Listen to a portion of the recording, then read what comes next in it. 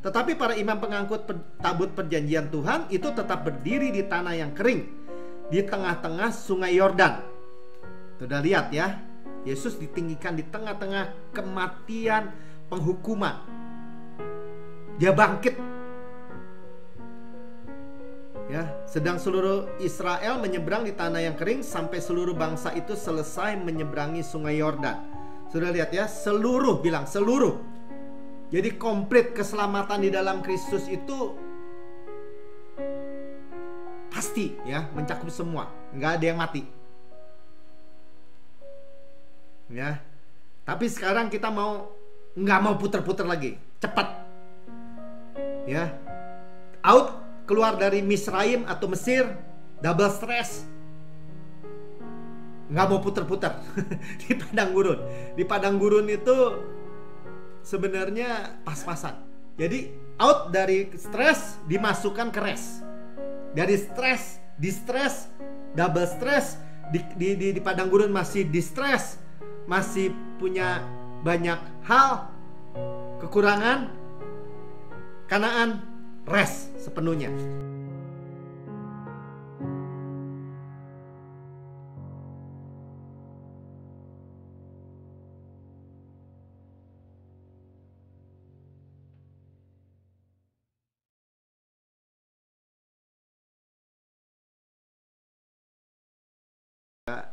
Femi ya, baca press report hari ini. Ya, oke Om. Press report hari ini judulnya terbebas dari 16 tahun kecanduan merokok. Saya mulai merokok saat remaja dan terikat oleh kebiasaan itu selama sekitar 16 tahun. Saya mulai menghadiri gereja New Creation pada tahun 2012 dan takjub begitu mendengar banyak kesaksian orang-orang yang dibebaskan dari berbagai kecanduan hanya dengan mendengar dan mempercayai firman kasih dan anugerah Tuhan. Saya telah mencoba untuk menghentikan kebiasaan itu beberapa kali di masa lalu, tetapi itu hampir tidak bertahan selama 3 hari sebelum saya kembali merokok lagi. Jadi saya menyerah untuk mencoba dan berhenti. Saya merasa dikutuk, bersalah, dan tidak mempunyai kenyataan bahwa saya terikat, dan tidak menyukai kenyataan bahwa saya terikat oleh sesuatu yang begitu berbahaya. Saya berdoa, dan ketika saya mendengar kesaksian dari orang lain, saya mulai bertanya kepada Tuhan, "Mengapa bukan saya, Tuhan?" Suatu hari, saya memahami ajaran Pastor Prince tentang hikmat dan menyadari bahwa saya memiliki kekurangan hikmat dalam hidup saya. Saya kemudian mulai meminta hikmat kepada Tuhan untuk membebaskan saya dari kebiasaan itu. Suatu hari, saya merokok paket terakhir saya dan mengatakan kepada Tuhan bahwa saya ingin itu menjadi yang terakhir. Saya mengalami beberapa perjuangan penarikan selama beberapa minggu ke depan, dan pikiran untuk menyerah muncul di benak saya. Tetapi saya terus menggunakan hikmatnya untuk melawan pikiran-pikiran itu.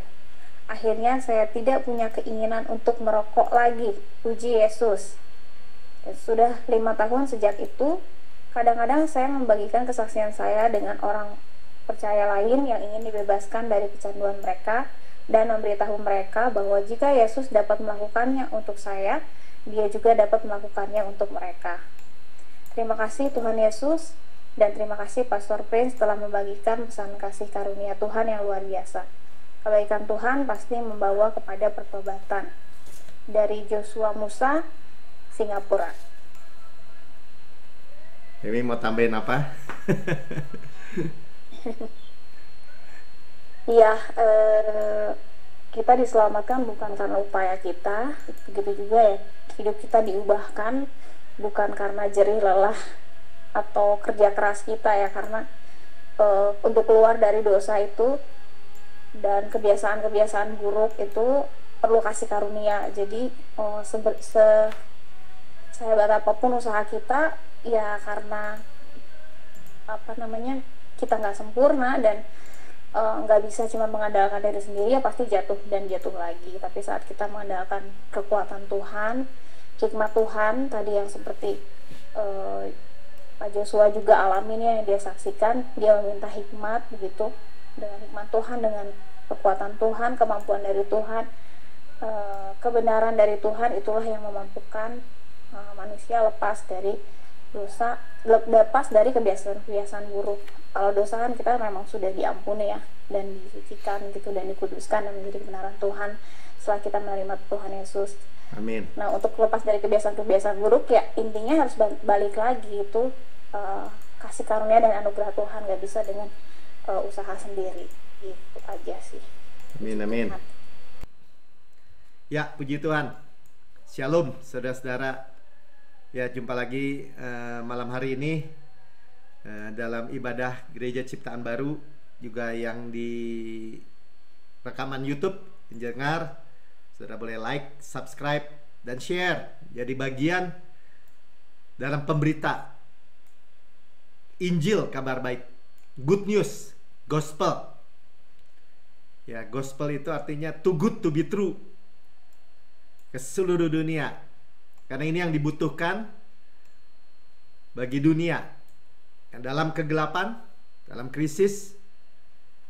Terang Tuhan terbit melalui Injil, kabar baik. Sama-sama kabar baik ya. Yang saudara dengar adalah hanya penghiburan yang menghibur hati saudara, yang menguatkan saudara semua. Ya, malam hari ini kita mendengar bahwa Tuhan memberikan dari pewahyuan ya, ada suatu lawatan Tuhan yang spesial hari-hari ini. Ya, minggu lalu kita dengar Tuhan berbuat sesuatu yang baik di dalam keluarga kita. Nah, ini lawatan Tuhan. Dan waktunya, time-nya atau momennya ya sekarang. Ya, kita diberi pewahyuan tentang menyeberangi Sungai Yordan. Jadi kalau mau dari judul apa yang kita mau dengar malam hari ini, waktu lawatan Tuhan adalah menyeberangi Sungai Yordan. Ya, nanti akan kita lihat pewahyuan Yesus yang luar biasa, yang benar-benar memerdekakan kita ini. Ya, jadi apa yang tadi disampaikan di dalam ibadah New Creation Church pagi tadi, ini waktu visitasi atau lawatan Tuhan. Sama-sama katakan lawatan Tuhan. Jadi ketika Tuhan itu masuk Yerusalem itu tanggal 10 bulan Nisan. Jadi first month ya, bulan yang pertama dari tahun Yahudi itu. Dan itu menjelang Paskah ya, Tuhan Yesus masuk Yerusalem untuk mati ya, atau untuk diperiksa sebagai anak domba Paskah. Juga bagi orang Israel pada waktu itu, waktu untuk memilih anak domba yang mau disembelih pada hari Paskah. Ya, jadi anak domba yang tidak bercacat, bernoda, atau kerut, atau apapun juga ya, harus kudus, benar ya, artinya benar-benar dipisahkan. Nah, itu yang pertama kita dengar dulu ya, bahwa timingnya begitu tepat ya, bagi baik Yesus masuk tanggal 10 bulan Nisan ya, bulan pertama dari tahun Yahudi. Dan itu persis juga sama dengan ketika orang Israel menyeberangi Sungai Yordan. Minggu lalu kita sudah dengar bagaimana orang Israel menyeberangi Laut Tebrau atau Laut Merah yang gambaran salib. Ya, sekarang kita mau dengar mereka bukan hanya di padang gurun, tetapi Tuhan membawa orang Israel itu keluar dari Mesir. Kita udah tahu ya, ada penebusan oleh darah, itu keluar dari Mesir. Tapi Mesir masih mengejar, Firaun masih mengejar dan pasukannya. Israel masih ketakutan, masih lihat, dan Tuhan membawa orang Israel itu menyeberang Laut Merah, salib, gambaran salib Laut Merah. Di seberang Firaun dan pasukannya mati. Kita melihat tubuh dosa mati. Manusia lama sudah mati karena sudah disalib. Nanti kita baca ayatnya ya. Dan Tuhan tidak keluar orang Israel saja dari Mesir. Kita tidak hanya dibawa keluar dari dunia ini saja, artinya ditebus, didudukan bersama Tuhan, tapi juga dimasukkan ke Kanaan. Nah itu, sama-sama katakan dimasukkan ya, ke tanah perjanjian, tempat perhentian Tuhan, ya disebutnya God's rest, tempat perhentian Tuhan. Saudara ingat aja Kanaan, gampang ya. Sama-sama katakan Kanaan.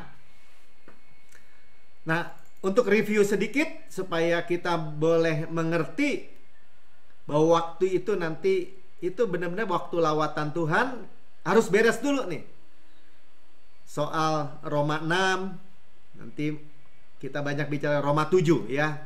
Minggu lalu dari Roma 5. Tapi Roma 6 udah bicara tubuh lama sudah mati. Roma 6 ayat 6, saya ulangi ya.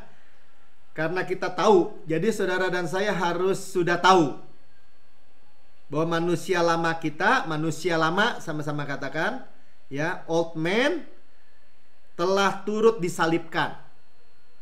Telah turut disalibkan artinya Firaun dan tubuh dosa itu ya, supaya tubuh dosa kita hilang kuasanya. Hilang kuasanya. Ya, agar jangan kita memperambakan diri lagi kepada dosa. Ini bukan tuntutan sekali lagi, tapi ini kebenarannya yang kita terima. Tubuh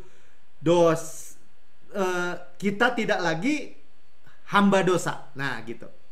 Karena salib. Kalau tidak lewat salib, sampai kapanpun stuck. Stuck itu sangkut, udah di penjara dosa. Dalam tubuh dosa. Oke? Ya. Jadi kemudian ayat 11-nya dijelaskan juga, demikianlah hendaknya kamu memandangnya. Kita merekennya sekarang, rekennya artinya apa? Memandangnya atau melihatnya, bukan dengan point of view atau cara pandang manusia, tapi cara pandang Allah nih ya. Bahwa kamu telah mati bagi dosa. Kita sudah mati to sin ya, bagi dosa. Supaya apa? Supaya kita hidup bagi Allah. Jadi sudah mati bagi dosa, ya. Kemudian orang bilang, ya tapi kan masih suka bikin dosa, masih suka jatuh juga.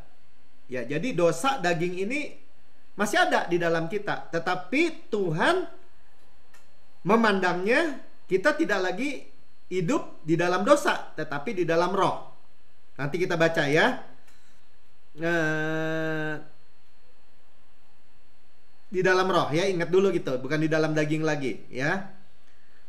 Kenyataannya kondisi atau pengalaman kita tadi masih bisa gagal. Sepertinya kok belum mati katanya. Tetapi di dalam roh, bukan di dalam daging, tapi di dalam roh, ini iman. Ya. Kebenaran iman, sama-sama katakan kebenaran iman. Kebenaran karena kita percaya menerima gitu. Sebentar ya. Oke. Bahwa dosa itu sudah mati, kita terima kebenaran iman. Ya, jadi kita mengidentifikasikan seperti Tuhan mengidentifikasikan kita bahwa pada kita tidak ada lagi dosa. Firaun sudah mati. Amin. Ya. Ilustrasinya begini. Ketika kita turun dari kapal, yang suka naik kapal tuh kan kena ombak, naik turun goyang kan, ada yang sampai mabuk. Nah sampai pelabuhan turun, tapi masih kerasa goyangnya. Nah itu ilustrasinya, gambarannya bahwa sepertinya kok masih ada ya dosa belum mati. Nah gitu. Tapi kita memandangnya sudah mati. Kita tidak lagi memandang dosa, tetapi memandang Yesus. Di mata Tuhan, di dalam perjanjian baru kasih karunia itu ada yang disebut klausa utama atau klausiat utama dan terakhir. Ya karena nggak ada lagi, karya Yesus itu terakhir. Bahwa Tuhan itu tidak akan pernah mungkin mengingat dosa dan kesalahan kita. Lupa gitu. Ya masa Pak Tuhan bisa lupa? Nggak bisa dong, Tuhan nggak bisa lupa. Ya Tuhan kamu, Tuhan saya berkata dia melupakan, tidak akan pernah mungkin mengingat dosa dan kesalahan kita. Ibrani 18 ayat 12. Ya, Ibrani 10 ayat 17 ditulis 2 kali. Ya, I remember no more your sin and your lawless deeds. Dosa dan pelanggaran-pelanggaranmu, kesalahan-kesalahanmu, ya. Jadi seperti juga mungkin kita dengar suara bel gitu. Dong dong dong. Belnya udah berhenti, di kuping kita masih bunyi gitu. Dong dong dong, ya. Nah pertanyaannya, kenapa kita masih, di dalam kita masih ada dosa itu, walaupun Tuhan melihat pada kita tidak ada lagi. Nah kita memandang sama seperti Tuhan melihat, tapi kan masih ada nih. Buat apa gitu ya? Buat supaya kita itu rendah hati dan mengandalkan Tuhan, atau mengandalkan Roh Kudus, atau bergantung pada Roh Kudus, atau bergantung kepada kasih karunia Tuhan, kemurahan kebaikan Tuhan saja. Cuman itu aja alasannya. Ya. Jadi manusia lama, tubuh dosa sudah mati. Sama-sama katakan amin. Nah Roma 7 itu bicara kisahnya Pak Paulus ya, waktu masih Saulus. Ya, kita telah mati bagi dosa, mati bagi dosa, mati bagi hukum Taurat juga. Roma 7 ayat 4 tuh ya muncul ya. Sebab itu saudara-saudaraku, kamu juga telah mati bagi hukum Taurat oleh tubuh Kristus. Nah ini bicara apa? Di dalam mati bagi hukum Taurat, to Mr. Law, melalui salib, itu benar-benar Paulus ini menggambarkan seperti ini, seperti pernikahan gitu. Kita semua itu setelah Adam makan buah pohon pengetahuan yang baik dan jahat, sudah menikah dengan Mr. Law, Tuan hukum Taurat. Udah gak bisa lepas, karena pernikahan gambarannya. Kecuali lewat kematian. Pernikahan atau suami istri hanya bisa diceraikan melalui kematian. Ya. Hukum Taurat itu bisa mati nggak? Nggak bisa. Dia kudus, benar, adil, sempurna. Hukum Allah. Nah, Tuhan Yesus menyediakan kematian buat kita lewat salib. Kamu telah disalibkan bersama Kristus. Roma 6 ayat 6. Ya, tubuh lama kita sudah disalibkan bersama Kristus. Jadi Tuhan sudah menyediakan kematian. Ya. Saya lanjutkan, supaya kamu menjadi milik orang lain, yaitu milik Dia. Nah, udah mati berarti bisa pisah kan? Ini hebatnya Tuhan nih. Jadi dia melakukan dengan legal standing yang sah. Kalau orang menolak, ya masih suaminya, masih istrinya hukum Taurat, hanya menuntut. Tapi karena mau mati bersama Kristus, lepas. Ya, jadi dan bangkit bersama Kristus, jadi milik Kristus. Siapa yang adalah milik Kristus, dia adalah keturunan Abraham, berhak menerima janji-janji Allah. Berarti berhak menerima Kanaan tadi nanti kalau kita masuk, ya. Yang telah dibangkitkan dan dari antara orang mati itu ya. Setelah kita mati bersama Kristus, cerai dari hukum Taurat. Setelah kita bangkit bersama Kristus, kita milik Kristus. Ya, agar kita berbuah bagi Allah. Sama-sama katakan berbuah. Jadi, menikah dengan hukum Taurat tidak bisa berbuah. Mandul. Karena hukum Taurat itu tuntutannya kudus, benar, adil. Dan dia tidak bantu apa-apa. Kalau Yesus tuntutannya, dia yang lakukan semua. Ya, dia tuntut, dia yang lakukan semua. Ya, sehingga kita bisa berbuah, sama-sama katakan berbuah. Kita hanya melekat pada pokok Yesus, dan sari-sari makanan itu mengalir, pasti berbuah. Nah, itu jaminannya. Sehingga kita nggak perlu takut memberitakan kabar baik ini, penghiburan ini. Dan kita tidak perlu takut sedikit pun untuk menerima hal yang seperti ini. Ya, jadi hukum Taurat hanya menunjukkan apa aslinya kita aja. Ya. What we are gitu. Apa keberadaan kita. Dia hanya merangsang. Yang tadi ya, dosa udah mati tapi dirangsang oleh hukum Taurat. Nah, jadi gini. Dosa tidak berkuasa kalau kita di bawah kasih karunia. Tapi kalau mengharapkan dari hukum Taurat, dosa itu dirangsang lagi karena masih ada kan, kita masih dalam tubuh daging ini. Ya, tujuannya apa Tuhan? Supaya kita merendahkan di hati gitu dan bergantung sama Tuhan. Ya. Dikatakan dalam ayat 5-nya, sebab waktu kita masih hidup di dalam daging, jadi bukan di dalam roh tetapi di dalam daging. Ya, di dalam roh sekarang hidup oleh kebenaran iman. Di dalam daging upaya diri, mau nggak mau di bawah hukum Taurat. 10 perintah Allah. Dikatakan hawa nafsu dosa, ya, bahkan ini bahasa Inggrisnya katakan lust, yang dirangsang oleh hukum Taurat. Jadi dosa itu seperti endapan aja di gelas gitu kalau airnya putih. Nah, dirangsang artinya di stir up, diaduk sehingga naik ke atas menjadi termanifestasi oleh hukum Taurat.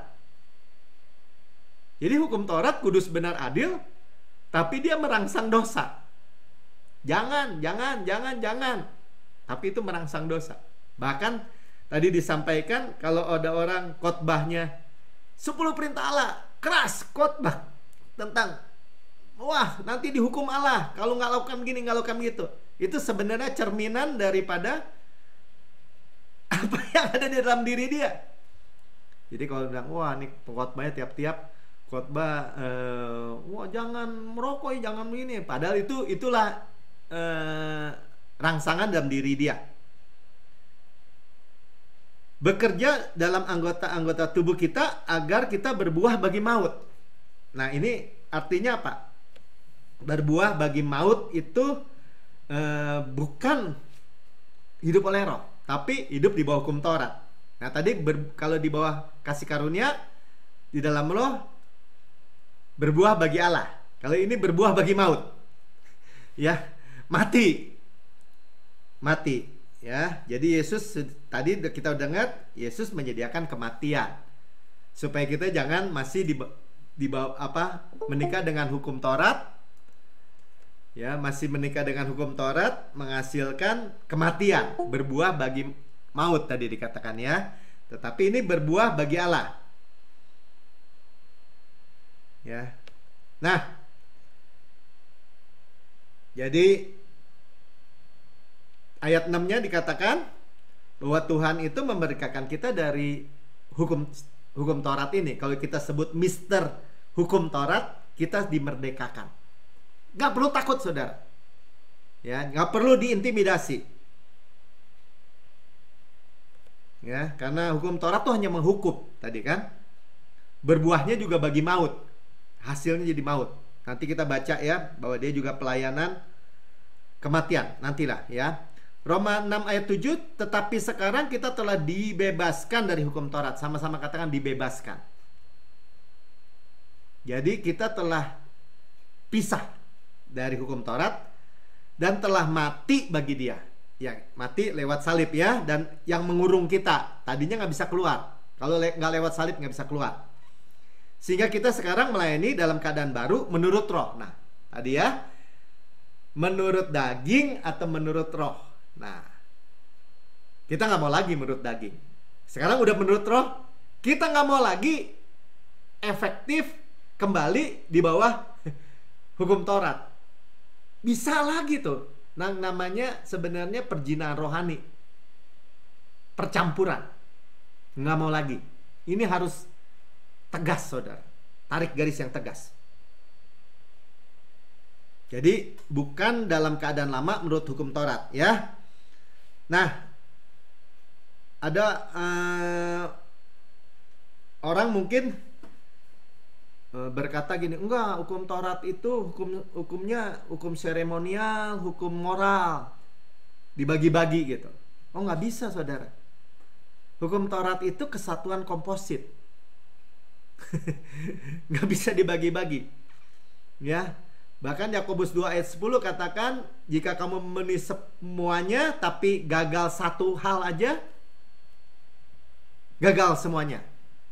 Hukum Taurat itu 10 perintah Allah, dan di bawahnya turunannya ada 613 peraturan, aturan, hukum, ketetapan di bawahnya. Kesatuan komposit. Salah satu, salah semua. Jadi tuntutan Mr. Law, Mr. Hukum Taurat itu bukan udahlah lakukan yang terbaik, pokoknya KKM-nya asal 7 lulus deh. Nggak begitu. You do perfectly. Kamu lakukan sempurna. Nilainya harus 100. Karena salah satu, salah semua. Dan kita semua udah pernah salah, ya. Tetapi mafia-mafia agama atau pengajaran tradisi membagi hukum Taurat tadi kepada hukum seremonial dan hukum moral. Seolah-olah yang seremonial enggak, yang hukum moral aja. Tetap aja mau hukum moralnya doang sebenarnya juga jadi omong kosong, ya. Kita cek and recheck aja, coba ayat 7-8. Gini katakan ini, jika demikian apa yang hendak kita katakan? Apakah hukum Taurat itu dosa? Enggak, hukum Taurat itu kudus, benar, adil. Dia juga menuntut sempurna lagi. Dia sempurna dan tuntutannya sempurna.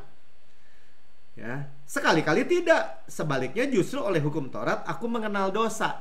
Jadi tujuannya apa salah satunya hukum dosa? Hukum Taurat tadi kita sudah dengar, ya. Dia merangsang dosa dan dia menunjukkan dosa juga. Kamu dosa kalau kamu tahu berbuat baik dan tidak melakukannya, dosa. Kalau kamu khawatir, dosa juga. Ya dosa terus, dikejar-kejar dosa. Karena aku tidak tahu apa itu keinginan, ya. Sebenarnya Saulus ini berkata, aku tidak tahu apa itu las, bahkan percabulan, ya. Kalau hukum Taurat tidak mengatakan jangan mengingini. Aneh juga, ya. Jadi itu dari pengetahuan, buah pengetahuan yang baik yang jahat, ya. Buah pengetahuan yang baik yang jahat yang ada di dalam diri manusia, justru itu yang merangsang semua perbuatan dosa, gitu.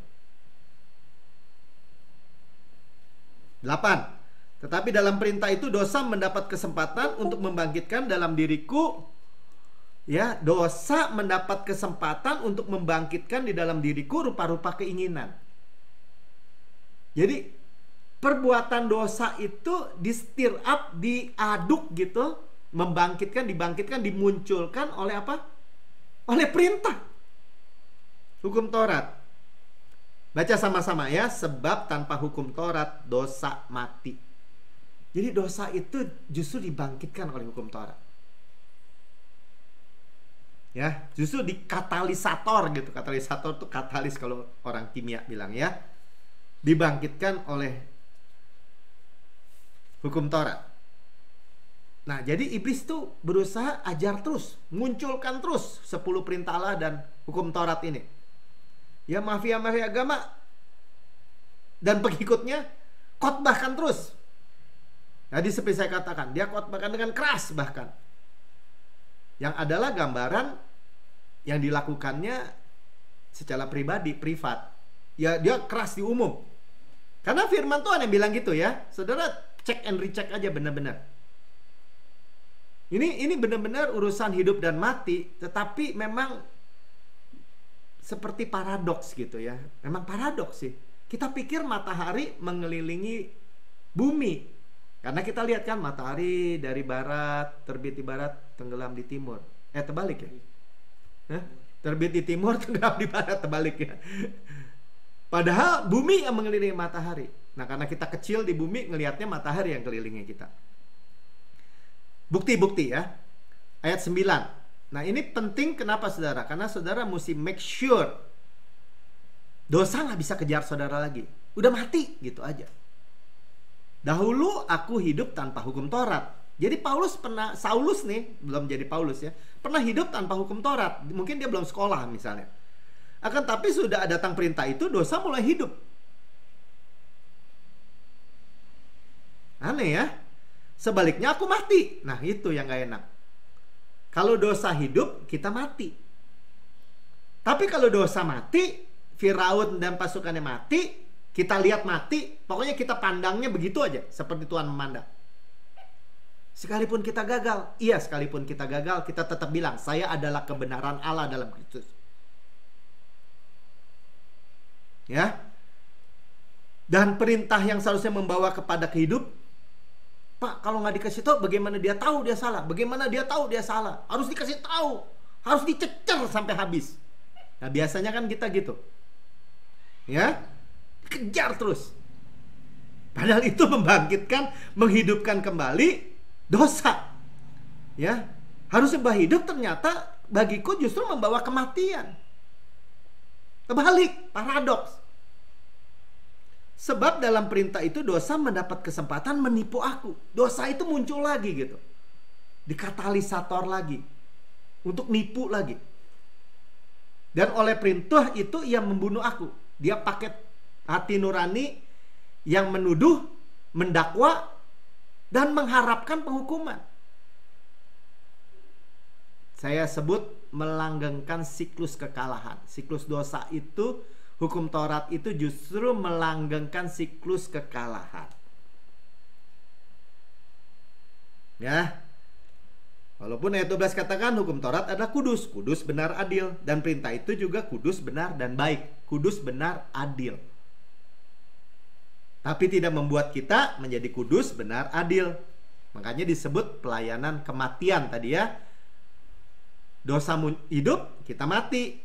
Kata Paulus ya, 2 Korintus 3 ayat 7 bagian A, pelayanan yang memimpin kepada kematian terukir pada huruf pada loh-loh batu. Pelayanan kematian. Ya, 10 perintah Allah yang diukir oleh tangan Tuhan di atas batu. Tuh kita lihat ya, bahwa ada tabut perjanjian di belakang saya tuh ya. Nanti mik ya, sebentar lagi. Itu di dalamnya Tuhan taruh 2 loh batu. Ya, nanti kita lihat ya. Tapi kesimpulannya udah mati tuh. Tubuh dosa kita, dosa sudah mati. Kita harus melihatnya seperti itu. Keluaran 14 ayat 30, demikianlah pada hari itu Tuhan menyelamatkan orang Israel dari tangan orang Mesir. Jadi kejar, mau dibunuh ya. Dan orang Israel melihat orang Mesir mati terhantar di pantai laut. Jadi dari seberang salib, manusia lama dosa sudah mati. Udah cerai dari hukum Taurat, putus. Surat hutang sudah dipantek, dipakukan di kayu salib. Amin. Itu yang kita pandang. Nah, sekarang kita melihat penyeberangan yang lain. Ya, tadi kita udah bilang nyebrang Laut Merah, beres nih. Tadi kita bicarakan lagi sampai beres. Sekarang jalan di padang gurun, mestinya di Kades Barnea udah langsung nyebrang ya, cepet mestinya. Nah, saudara dan saya ini bukan ngikutin orang Israel 40 tahun keliling-keliling gitu, bukan ya. Tapi ini benar-benar cepat. Mas, nyebrang Sungai Yordan. Karena di dalam Sungai Yordan ini kita bicara apa tadi? Bicara waktu lawatan Tuhan ya, menyeberangi Sungai Yordan. Sudah dengerin baik-baik ya. Jadi penyeberangan lain Sungai Yordan. Kenapa mereka nggak cepat? Karena unbelief, cuma satu aja, tidak percaya. Saudara mendengar kabar baik ini, saudara bilang ini, saya nggak percaya. Ngomongan apa itu? Kenapa saudara nggak ngerti? Karena saudara udah dari hati aja udah nggak mau percaya. Kenapa saudara ngerti? Karena saudara mau menerima. Ketika saudara mau menerima, Tuhan mengajarkan, Roh Kudus secara intuitif, secara naluri dari dalam, saudara paham. Jadi sebenarnya kalau saya tanya, kenapa sih orang nggak ngerti kasih karunia yang begitu terang, begitu jelas? Karena cuma satu, unbelief sebenarnya. Jadi gelap buat mereka, ada selubung gitu. Nah, sebagai orang Kristen sebenarnya gitu aja. Nah, apa bedanya menyeberang Laut Merah dengan menyeberang Sungai Yordan? Kalau Sungai Yordan kita tahu ya, dari padang gurun ke tanah Kanaan kan. Kalau dari Mesir menyeberang Laut Merah ke padang gurun. Apa bedanya? Menyeberang pertama tidak ada ark, tidak ada tabut. Nah, itu tabut ya di belakang saya tuh, tadi ada gambarnya tuh ya. Menyeberangi Sungai Yordan ada tabut. Nah, tabut ini menggambarkan apa? Menggambarkan Yesus. Ya, karena dibuat dari, nah itu kita lihat kan emas semua tuh. Nika kasih gambarnya tuh, sudah boleh lihat ya. Kayu penaga dilapisi emas. Kayu itu menggambarkan apa? Kemanusiaan Yesus 100%. Yesus manusia 100%. Dan keilahian atau Yesus adalah Tuhan 100%. Emas murni. Nah, ini yang diangkat oleh imam. Ya, ada tongkatnya tuh kita lihat ya. Diangkat oleh imam. Menggambarkan apa? Meninggikan Yesus. Ada tutup pendamaiannya kan? Mercy seat. Tutup pendamaian, mercy seat tuh. Diperciki darah di situ. Ya, ini menggambarkan apa? Finish work. Sudah selesai. Yesus dan finish work yang diberitakan. Finish work bicara juga apa? Kasih karunia. Ya, darah di atas mercy seat itu bicara apa? Kuasa, power. Nanti kita lihat ya. Karena di imam itu waktu mau memercik itu harus memerciki pertama di depan tabut perjanjian dulu. Memiliki perfect standing, ya. Artinya berdiri secara sempurna di hadapan Allah. Karena tirai bait Allah sudah terbuka dari atas sampai bawah. Tirainya sudah terbuka, boleh masuk. Sorry ya, kalau imam tuh belum boleh masuk ya. Ya, kita ini masuk. Kalau imam 1 tahun sekali, imam besar agung, itu gambaran Yesus. Jadi gini, saudara nggak usah pusing lah langkah-langkahnya begitu ya. Tapi kita mau belajar supaya kita rutin ya, berakar lebih kuat. Tapi kita melihat gini, ini semua dibalut semua oleh Yesus dan karyanya aja semua. Korban-korban yang begitu banyak, langkah-langkah, step-step segitu rumit. Kan tadi saya udah bilang, Tuhan nggak tuntut buat kita. Tuhan mau kita ini melihat Yesus dan menikmati gitu. Waduh kayak gini, waduh begitu tepat, waduh begitu ajaib. Makin lama kan kita makin dalam kan, terpancang gitu. Jadi nggak ada unbelief lagi. Nggak ada unbelief lagi. Nah, tabut ya. Jadi tadi kita bicara menyeberangi Sungai Yordan, membawa tabut sekarang. Sungai Yordan ada tabut. Tabut perjanjian Allah ya. Mercy seat sebelum jauh saya ingatkan tuh, tadi kan udah darah. Nah, kalau orang itu jatuh dari mercy seat itu bicara apa? Finish work. Finish work itu bicara apa? Bicara kasih karunia Tuhan. Ya, kalau jatuh itu kenapa? Karena mengharapkan kembali hukum Taurat. Jadi di dalam ini ada apa? 2 loh batu. Ya, kita tahu lihat 2 loh batu, 10 perintah Allah itu yang ditulis oleh tangan Tuhan, melambangkan pemberontakan manusia terhadap hukum-hukum Allah. Jadi yang masalah bukan hukumnya, tetapi yang masalah adalah manusianya. Dan pemberontakan manusia itu ada bokor tuh, tempat buli-buli berisi mana terhadap penyediaan Allah. Udah dikasih mana, tiap hari turun, masih bilang roti ringan. Nah, gambarannya buat kita sederhana aja, udah dikasih Yesus tersedia, saudara. Bahkan di YouTube sekarang saudara bisa buka, denger tiap waktu. Kabar baik, mana surgawi yang segar, yang baru dari Tuhan. Ditolak, dianggap apaan tuh? Dianggap ringan, roti ringan. Padahal ini roti malaikat. Terus ada tongkat Harun, melambangkan apa? Ya, di tongkat pohon badam tuh ada berbunga dan berbuah. Almond. Ya, menggambarkan apa? Menggambarkan ada kehidupan. Ini memberontakan manusia terhadap apa? Kepemimpinan dari Tuhan. Nah, ini nggak boleh dibuka. Di bawah kan? Jadi tadi Galatia 5 ayat 4, jatuh dari kasih karunia itu, ya, ye are fallen from grace tuh. Fallen from grace, jatuh dari kasih karunia ke bawah lagi.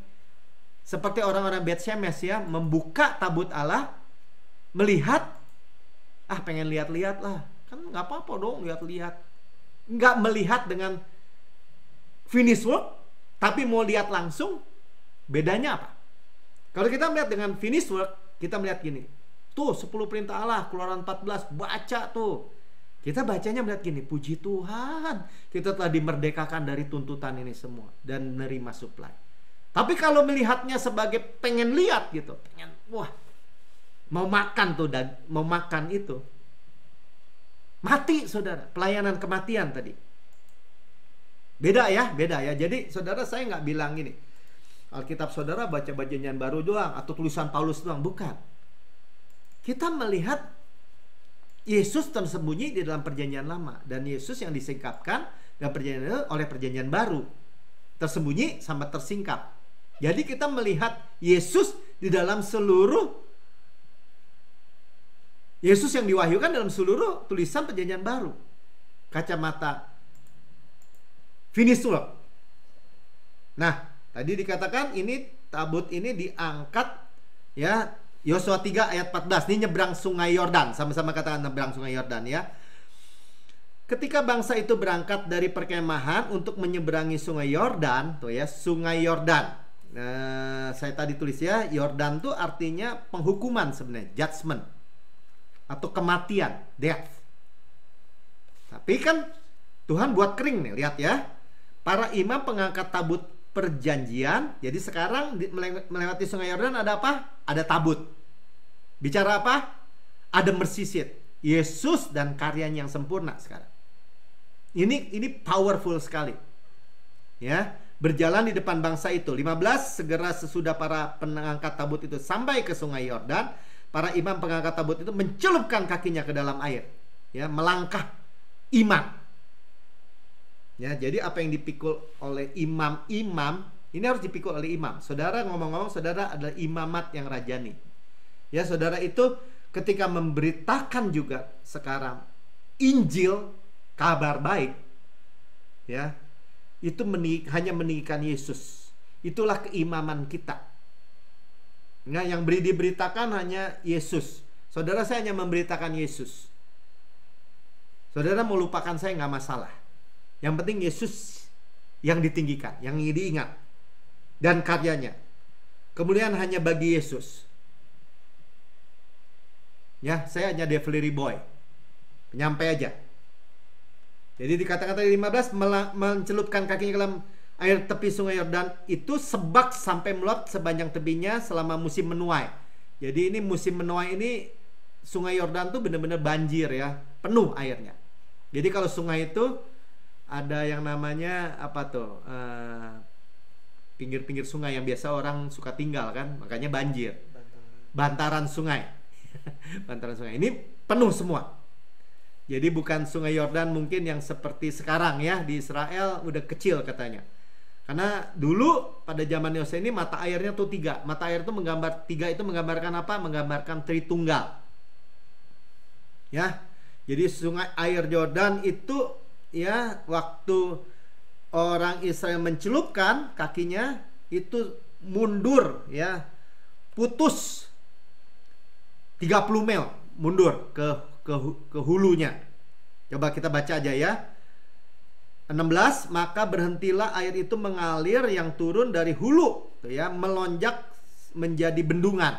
Jadi menjadi tiang Ya, jadi kalau lebar sungainya lebar segini ya, jadi tiang ini, tiang air, bendungan, ya, bendungan air tinggi ya, tinggi sekali ya, jauh sekali di dekat Adam. Nah, saudara lihat ya, siapa itu Adam? Jauh sekali sampai Adam, sampai kota Adam. Artinya apa? Penghukuman, judgment, kematian itu sampai Adam. Ketika Yesus ditinggikan dan karyanya sempurna. Saudara lihat ya. Dan kalau saudara menangkap secara roh saudara, kehidupan saudara secara roh menangkap ini, saudara itu benar-benar dimerdekakan, benar-benar diberkati. Amin. Ya, pada waktu banjir itu 3 mil mundur terus, jauh nih, sangat jauh, dibilang jauh sekali. Kota yang dekat di seberang Sartan. Sartan itu artinya distress. Saudara dibebaskan dari stres, dari penyakit, dari kemiskinan, dari depresi. Itu artinya Sartan. Jadi didorong terus ke belakang, dan ke depannya airnya kering juga kan, sampai laut mati di bawah. Kan ngalir sampai habis. Nah, ark di depan. Sama-sama katakan, ark ini tabut perjanjian di depan, dipikul oleh imam, meninggikan Yesus. Yosua 3 ayat 6. Ayat 17-nya dulu saya selesaiin ya. Tetapi para imam pengangkut tabut perjanjian Tuhan itu tetap berdiri di tanah yang kering, di tengah-tengah sungai Yordan. Sudah lihat ya, Yesus ditinggikan di tengah-tengah kematian, penghukuman. Dia bangkit. Ya, sedang seluruh Israel menyeberang di tanah yang kering sampai seluruh bangsa itu selesai menyeberangi sungai Yordan. Sudah lihat ya, seluruh, bilang seluruh. Jadi komplit keselamatan di dalam Kristus itu pasti ya, mencakup semua, nggak ada yang mati. Ya, tapi sekarang kita nggak mau puter-puter lagi, cepat. Ya, out. Keluar dari Misraim atau Mesir, double stress, nggak mau puter-puter di padang gurun. Di padang gurun itu sebenarnya pas-pasan. Sebentar nih,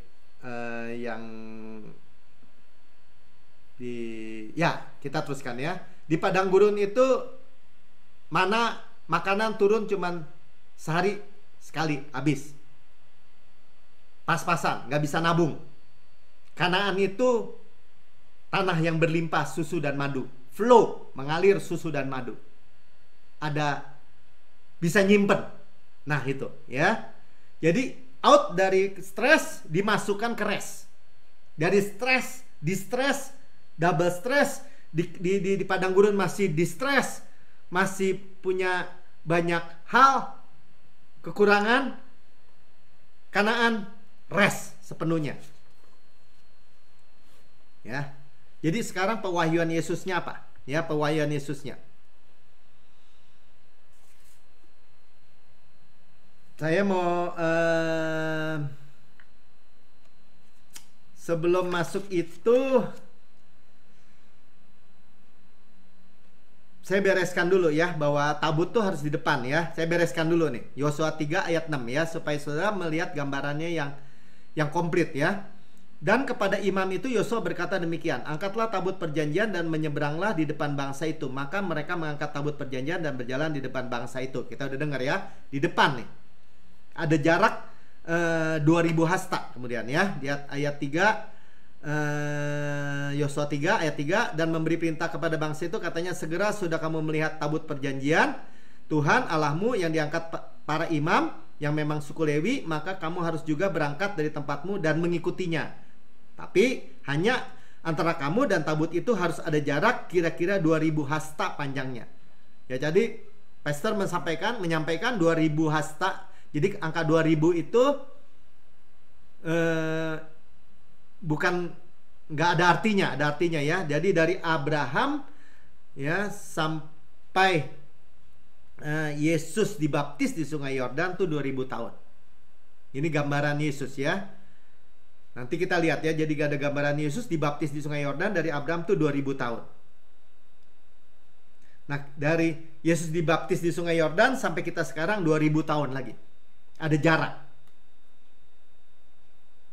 Ya, dan kita tidak akan alami kematian. Kita rapture. Nah, itu ada pesan khususnya. Setelah 2000 itu kita nggak ngalami kematian. Kenapa? Karena sengat maut itu sudah dikatakan gini. Sengat maut, hukum Taurat, sengat maut adalah hukum Taurat. Kuasa sengat dosa adalah hukum Taurat. Ada dosa, maaf, sengat maut adalah dosa, kuasa dosa adalah hukum Taurat, gitu kan ya. Jadi dosa itu adalah sengatnya maut, tapi kuasanya dosa itu hukum Taurat. Nah, itu tadi udah beres kan?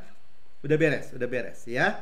Nah, bagi orang percaya nggak lagi di bawah ketakutan akan maut itu lagi, nggak ada urusan. Ya, saya lanjutkan terus. Jadi ada jarak 2000 hasta. Ya, jangan mendekatinya supaya kamu mengetahui jalan yang harus kamu tempuh, sebab jalan itu belum pernah kamu lalui. Oke, lanjut ya. Jadi sekarang seluruh bangsa itu nyebrang sampai habis, komplit. Ya, kita lihat pewahyuan Yesus sekarang ya. Nah, Yesus itu ketika masuk Yerusalem, ya, kemudian kan tadi kan saya bicara awal tuh tanggal 10 bulan Nisan, 10 hari pada bulan pertama itu dipilih anak domba Paskah. Nah, Yesus masuk ke Yerusalem. Persis. Persis. Ya. Lukas 19 ayat 37. Ketika ia dekat Yerusalem di tempat jalan menurun dari Bukit Zaitun, mulailah semua murid mengiring dia bergembira dan memuji dengan suara nyaring oleh karena segala mujizat yang telah mereka lihat. 38, kata mereka, diberkatilah dia yang datang sebagai raja dalam nama Tuhan. Damai sejahtera di sorga dan kemuliaan di tempat yang maha tinggi. Jadi ini Tuhan itu masuk Yerusalem persis ya tanggalnya. Nah, kita mau baca ini sekarang 39. Beberapa orang Farisi yang turut dengan orang banyak itu berkata kepada Yesus, "Guru, tegurlah murid-muridmu itu." Nah, jadi ketika mereka memuji Tuhan, meninggikan Yesus, gambaran apa tadi? Ark itu ditinggikan, dipikul, ya. Ahli Taurat, orang Farisi nggak terima. Nah, ini ada, ya, kita selalu lihat ya, bahwa saudara memberitakan kabar baik, kasih karunia, itu bagi orang yang tidak mau terima, itu gandeng loh gitu kira-kira lah. Telinganya bisa ngerasa nggak enak, hatinya bisa merasa tertusuk. Pahami aja ya. 40 katakan, jawab Yesus, jawabnya, "Aku berkata kepadamu, jika mereka ini diam, maka batu-batu ini akan berteriak." Sudah lihat ya, garis bawahi kata batu-batu, the stones ya, batu-batu yang berteriak bangkit ini itu menggambarkan kita sebenarnya. Jadi orang Yahudi menolak, kita ini berteriak, memuji, menyembah Tuhan. Nah, apa hubungannya? Ketika Yesus masuk tadi dikatakan ini menyeberangi Sungai Yordan kan? Apa hubungannya dengan Sungai Yordan? Nah, kita lihat Yosua 4 ayat 14. Nah, ini pewahyuannya saudara yang mau tangkap malam hari ini. Bagaimana hubungannya, Pak, bahwa menyeberangi Sungai Yordan dengan Yesus masuk Yerusalem? Pertama, saudara tandai bahwa harinya, waktunya tepat. Tanggal 10 bulan Nisan. Paskah. Ya. Bangsa itu telah keluar dari Sungai Yordan pada tanggal 10 bulan pertama. Sama kan ya? Mereka berkemah di Gilgal di batas timur Yeriko. Tanggal 10. Ya, bulan pertama. Bulan pertama itu apa? Nisan. 20 ke 12 batu diambil dari Sungai Yordan, ditegakkannya oleh Yosua di Gilgal. Nah, ini yang saudara mau lihat ya. Jadi dia ambil 12 batu dari batu-batu besar ya, dari Sungai Yordan, diangkat, dipikul gini, ditaruh ke Gilgal. Ya, ditaruhnya dalam bentuk tapak kaki gitu. Ya, Pastor Prince tadi sampaikan ada gambarnya ya. di Gilgal. Masih ada sebagai tanda. Ya, 21, saya cepat aja dulu. Dan berkatalah dia kepada orang Israel demikian, apabila kemudian hari anak-anakmu bertanya kepada ayahnya, apa arti batu-batu ini? Maka haruslah kamu beritahukan kepada anak-anak begini, Israel telah menyeberangi sungai Yordan ini di tanah yang kering. Saudara, tadi Yesus bicara apa? Batu-batu, berteriak. Jadi batu-batu itu apa? Tanda peringatan. Ini juga diingatkan, ya, benar-benar bahwa kita ini melakukan Holy Communion misalnya. Kita ajarkan kepada anak-anak kita. Kita mengajarkan, ya, kepada anak-anak kita bahwa ini memperingati kematian Tuhan. Ya, memperingati kematian Tuhan. Natal, Paskah, perayaan hari Minggu, kita jangan menjauhkan diri dari pertemuan ibadah seperti ini. Karena ini batu-batu peringatan. Apa hubungannya? Bangun peringatan untuk anak-anak kita juga. Karena akan ada masa-masa mereka menghadapi tantangan.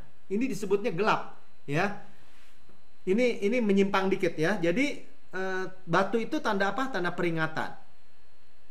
Dan Yesus bilang gini, tanggal 10 dibicara batu juga. 12 batu, kita tahu ya, 12 itu mewakili suku Israel, ya. Dan dari batu yang dari padang gurun, taruh gantiin 12 batu yang diambil dari 12 batu yang diambil dari sungai Yordan. Ini bicara batu, sama-sama kerang batu, ya. Tanda peringatan. Jadi kalau di dalam Bilangan 10 ayat 33 dikatakan gini, ini waktu tabut ya dibawa oleh Tuhan, oleh orang Israel juga. Berangkatlah mereka dari gunung Tuhan dan berjalan 3 hari perjalanan jauhnya, sebab tabut perjanjian Tuhan berangkat di depan mereka dan berjalan 3 hari perjalanan jauhnya untuk mencari tempat perhentian bagi mereka. Jadi kalau berjalan di depan, tapi kalau berhenti di tengah. Saudara pernah lihat ya, saya backgroundnya gimana perkemahan orang Israel di tengah tabut ya. Nah, bicara apa? Waktu malam mau tidur di tengah, tiang awan ganti jadi tiang api terang, ark di tengah-tengah salib ya. Jadi seperti gembala di tengah-tengah domba-dombanya. Di dalam Mazmur 23 ayat 4 katakan bahwa ketika kita berjalan dalam lembah kekelaman, kita nggak takut bahaya. Kekelaman itu gambar gelap. Kenapa? Karena Yesus masih ada di tengah-tengah domba-dombanya. Ya, engkau besertaku tuh. Gadamu dan tongkatmu yang menghibur aku. Nah, kembali kepada Yesus. Jadi waktu Yesus masuk Yerusalem, inilah waktu visitasi. Ini waktu lawatan Tuhan. Jadi saudara mendengar, itu istilahnya gini, Tuhan katakan gini kepada saudara dan saya ya, ayo seberangi sungai Yordan, jangan nggak masuk, jangan nggak mau mewarisi tempat perhentian Tuhan, bahkan udah mewarisi, jangannya jangan saudara dengar sebagai tuntutan ya, ayo sebagai ajakan, ayo nih ambil semua, duduki semua, give me this mountain misalnya gitu. Ini semua di dalam rangkuman semua. Cuman kalau kita dengar nih, kita bisa cepet gitu, terima aja. Karena ini ada waktu-waktunya Tuhan. Ketika saudara dengar, oh nyeberangi sungai Yordan, Tuhan bilang ya, ini waktu visitasi Tuhan.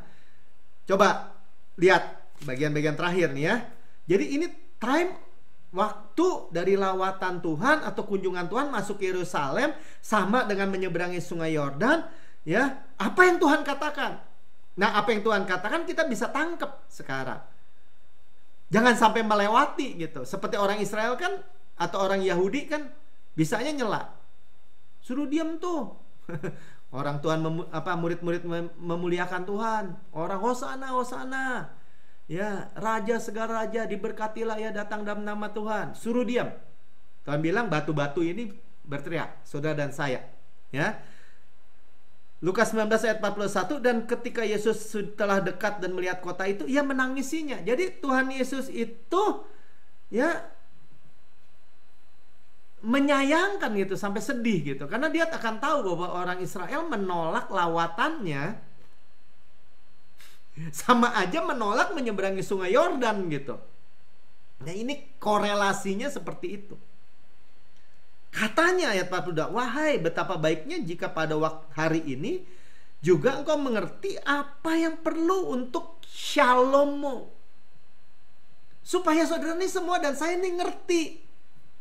Waduh, di tengah-tengah kegelapan, dunia yang sedang gelap, krisis keuangan, krisis pandemi, COVID, dan vaksin yang gak jelas, ada peperangan, ada masalah-masalah sosial ya di seluruh dunia. Kita ini nyebrang mendapat lawatan Tuhan yang spesial untuk apa? Untuk shalom kita. Sama-sama katakan shalom. Peace of mind, kesehatan jiwa pikiran kita, damai di pikiran kita, kesehatan dan kemakmuran. Jadi shalom itu bicara jiwa kita damai, kesehatan kita kemakmuran, utuh, sukses, berkemenangan tanpa susah payah. Kenapa? Kita mewarisi. Karena Yesus berjalan di depan. Yesus sampai nangis, seolah Tuhan Yesus bilang gini, tetapi sekarang hal itu tersembunyi bagi matamu. Saudara dan saya ini sudah terima kasih karunia, itu gak tersembunyi hal-hal yang seperti ini. Kenapa? Kita paham bahwa Yesus itu tersembunyi dan disingkapkan oleh perjanjian baru kasih karunia, dan saudara sudah terima pokoknya. Dan kalau melewatkan, menyeberangi sungai Yordan ini ya, yang Tuhan bawa, itu sama aja melewati shalomnya Tuhan. Kembali lagi ya, miss atau tidak menyadari lawatan Tuhan. Saya bahkan berani katakan, ini kan firman yang disampaikan hari ini. Hari ini. Ketika saudara berkata gini, amin, saya terima. Ya, Misraim, Mesir, double stress, udah di sana jauh. Padang gurun, pas-pasan, lewat. Ya, nggak bisa nabung, nggak bisa ini ya. Semuanya cuman ya pas-pasan aja. Tapi Kanaan yang berlimpah susu dan madunya, flow with milk and honey, itu damai sejahtera. Bisa nabung, bisa ada lumbung-lumbung, berkelimpahan. Ya, ayat terakhir Ulangan 6 ayat 10-11 katakan gini, maka apabila Tuhan Allahmu telah membawa engkau masuk ke negeri yang dijanjikannya dengan sumpah kepada nenek moyangmu, janji, sumpah, sama-sama katakan, yakni Abraham, Ishak dan Yakub, untuk memberikan kepadamu. Lihat ya, jadi tanah yang berlimpah susu dan madu, kota-kota yang besar dikatakan, dan baik, tentu baik isinya kan, yang tidak kau dirikan. Kota-kota yang besar yang baik isinya. Rumah-rumah, jadi udah kota-kota, rumah-rumah yang penuh berisi barang-barang baik yang tidak kau isi. Kita udah belajar ya, kota-kotanya gak hancur, rumah-rumahnya gak hancur. Kenapa?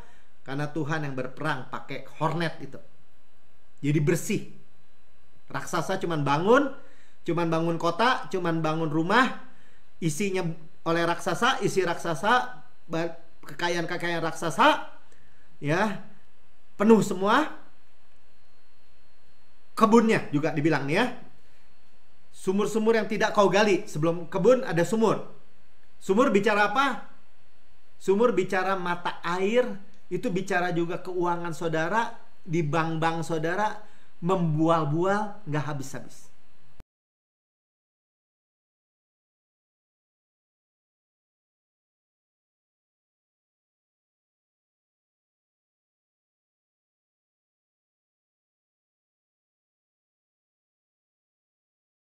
Sumur-sumur. Terus keempat, kebun-kebun anggur, zaitun, ara, delima. Ya, ini cuma anggur dan zaitun aja yang tidak kau tanami, tapi kita makan sampai kenyang. Saudara, raksasa cuma kuli. Inilah yang Tuhan katakan. Kalau kamu asal aja kamu tahu, bisa lihat inti untuk damai sejahteramu. Kalau kamu bisa melek lihat bahwa kamu menyemberangi sungai Yordan, sama percis tanggalnya aku udah bayar masuk Yerusalem untuk diperiksa 10 hari sebagai anak domba Paskah, mati, disalibkan, mati, dikuburkan, bangkit, didudukkan. Saudara kalau udah tahu, saudara bisa nyebrang ke situ, menerimanya. Itulah yang Tuhan katakan. Ya, saudara menerima Kanaan. Sama-sama saya katakan tanah yang mengalir susu dan madu. Jadi flow with milk and honey, ya, mengalir susu dan madu. Saudara udah dengar ya?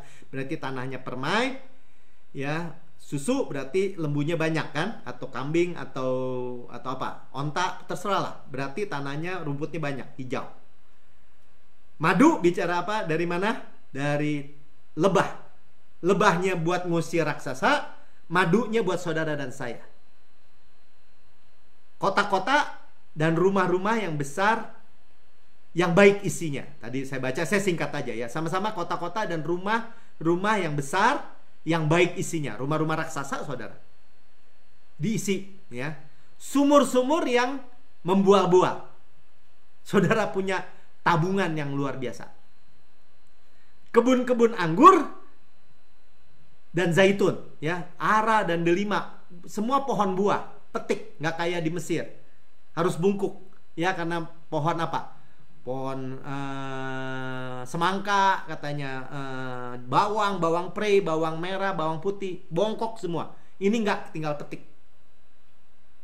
Bisnis saudara, usaha saudara tanpa susah payah nih, benar-benar. Ini kalau ngerti Shalom Tuhan, untuk damai sejahtera Tuhan, waktu Tuhan melawat, memvisitasi saudara dan saya, menyeberangi sungai Yordan, meninggikan tuh ya, Yesus dan karyanya. Kalau saya boleh tambahin, ya, tanahnya itu juga dikatakan batunya mengandung tembaga, gunungnya mengandung bersih, harta karun Kristus dalam bejana tanah liat saudara. Amin. Ya, kabar baik, saudara mewarisi Kanaan. Sama-sama katakan, saya mewarisi Kanaan. Saya mau nyebrang sungai Yordan. Saya menyeberangi kematian. Sungai Yordan itu kematian, ya. Penghukuman saya seberangi, nggak ada lagi penghukuman di belakang saya semua. Amin. Tuhan Yesus memberkati saudara. Beri kemuliaan bagi Tuhan. Haleluya. Tuhan Yesus memberkati, ya. Kita persiapkan perjamuan kudus kita. Mari saudara, coba persiapkan perjamuan kudus kita. Jadi setelah kita dibasuh dengan air firman Tuhan, kita diseka dengan kain lenan halus, perjamuan kudus. Tidak ada lagi penghukuman, saudara, ya. Salib, karya Tuhan, kematian Tuhan, ya. Laut merah, sudah, ya. Finish work, tabut, perjanjian yang ditinggikan, ya, hanya Yesus yang ditinggikan dan karyanya. Mari, siapa yang mau muncul aja, nggak apa-apa. Kita perjamuan sambil kelihatan wajahnya, nggak apa-apa. Ya, saudara lihat karya Yesus. Sudah siap semua? Kalau ada yang belum, tahu saya tunggu sebentar. Aku nggak ada, Pi. Oh, nggak ada? Ada ini? Ada kue atau apa gitu? Nggak ada. Nggak ada makanan di situ? Nggak ada. Nggak ada. Ya, air ada ya? Air minum. Air putih ada. Ya udah, bayangin aja. Kita juga mewakili semua, ya. Semua udah siap? Ada lagi yang belum? Minta ditunggu. Ya, kita menerima firman, kita aminkan, dan kita menerima pelayanan Tuhan yang luar biasa. Air firman Tuhan membersihkan debu-debu dan kita diseka dengan kain lenan halus yang putih bersih. Sebab pada malam Tuhan diserahkan, Tuhan mengambil roti. Mari angkat roti kita di tangan kanan kita dan memecah-mecahkannya dan berkata, inilah tubuhku diserahkan bagi kamu. Perbuatlah ini menjadi peringatan akan aku. Sudah lihat ya, batu itu tanda apa? Tanda peringatan. Kita memberitahu kepada seluruh, ya, anak-anak kita bahwa kita memperingati kematian Tuhan sampai Tuhan Yesus datang. Kematian Tuhan kita peringati supaya apa? Supaya kita hidup. Ya, tubuh Kristus ini benar-benar makanan. Darah Kristus ini benar-benar minuman. Benar-benar artinya apa? Benar-benar artinya bermanfaat, benar-benar benefit, benar-benar menguntungkan buat kita. Sekarang kita lihat tubuh Kristus dipisahkan dari darah. Benefitnya buat apa buat kita? Tubuh Kristus diremukan supaya kita utuh. Saudara nggak lagi kacau, utuh. Ya, ditombak, ditikam supaya dosa saudara dihapus. Dicambuk, ya, tubuh Kristus dicambuk sampai habis punggungnya supaya oleh bilurnya saudara sembuh. Dibakar, digantung, saudara kalau saudara lihat tuh di belakang, ya, digantung di kayu salib, ditimpakan semua murka Tuhan, dibakar supaya saudara tidak dihukum, tapi terima kemurahan kebaikan Tuhan setiap hari baru. Ya, sebagaimana Yesus di surga, dia kepala, kita tubuh, dagingnya, tulangnya kita semua. Ya demikian kita di bumi. Nantiasa sehat, kuat, segar, dimudahkan, tanpa noda, tanpa cacat, tanpa kerut. Kita terima aja kuasa identifikasi, asosiasi. Ya, Yesus di surga juga layak terima kuasa dan kekayaan dan hikmat dan kekuatan dan hormat dan kemuliaan dan berkat. Semua berkat. Ya, ada DNA Kristus, Zoe life, Zoe kosmos, ya, given life, supaya kita dapat berharap 120 tahun dan kenyang karena kita makan daging Kristus. Sama-sama katakan daging Kristus. Roti malaikat, roti pemenang, mana surgawi, roti hidup, hukum roh yang menghidupkan, yang memerdekakan saya dari hukum dosa dan hukum maut. Saudara terima. Amin. Ya. Gandum yang terbaik bagi saudara ini terbaik, yang diolesi butter dan madu dari gunung batu. Saudara katakan enak, lezat, nikmat. Amin. Ya, makanlah. Saudaraku yang kekasih, bukankah roti yang kita pecah-pecahkan adalah persekutuan kita dengan tubuh Kristus?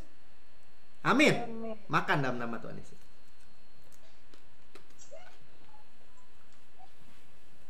Nikmati asosiasi, persekutuan, identifikasi Tuhan dengan tubuh Kristus. Bagi kita, kepala sehat, tubuh sehat. Haleluya. Dan sesudah makan, Tuhan katakan ini cawan perjanjian baru. Yang lama sudah berlalu, sesungguhnya yang baru sudah datang. Kita adalah ciptaan baru, yang dimeteraikan oleh darahku. Kita dibawa air terjun darah Yesus. Continue, berkelanjutan, dosa kita dihapus. Kita menerima oleh darah Yesus pengampunan segala dosa, dibenarkan sepenuhnya. Tuhan melupakan, tidak akan pernah lagi mengingat dosa-dosa dan kesalahan kita. Firaun sudah mati.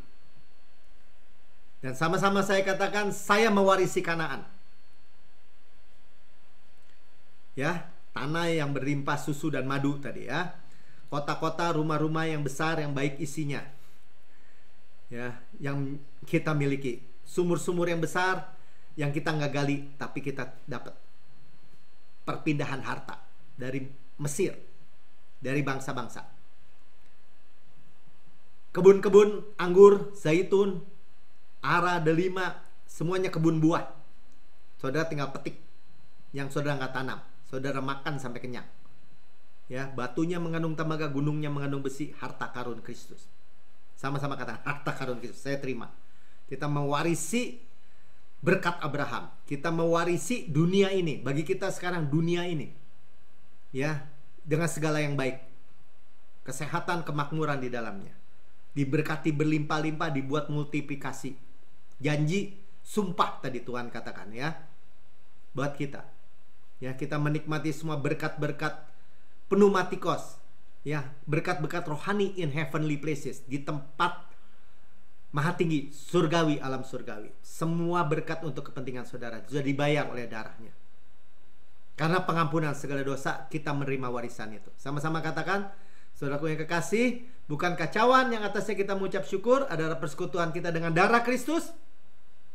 Amin. Minum dalam nama Tuhan Yesus. Haleluya.